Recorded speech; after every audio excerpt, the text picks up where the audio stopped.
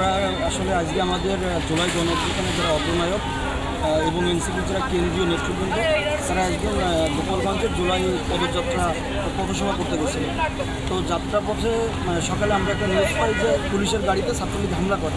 তারপর ওখানে প্রোগ্রামে মঞ্চে আমাদের নেতৃবৃন্দ যারা ছিল, জুলাই গণঅভ্যুত্থানের যারা অগ্রনায়ক ছিল, তারা ওখানে প্রোগ্রাম সফল করার পরে ওখানে মঞ্চে ককটেল বিস্ফোরণ করে এবং মঞ্চে আগুন জ্বালিয়ে দেয় এবং চেয়ারগুলো ভাঙচুর করে।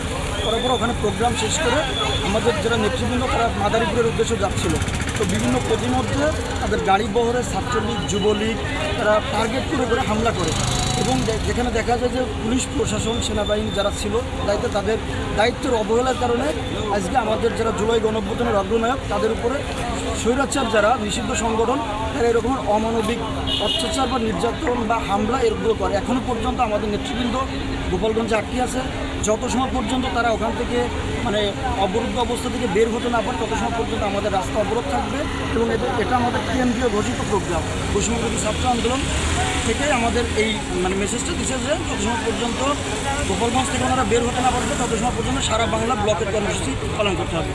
ব্লকেট কর্মসূচিটা মূলত নেওয়া হচ্ছে, আপনারা জানেন যে গোপালগঞ্জে আমাদের গণঅভ্যুত্থানে যে ছাত্র প্রতিনিধি যারা ছিল, অগ্রনায়করা, তাদের উপরে হামলা করা হয়।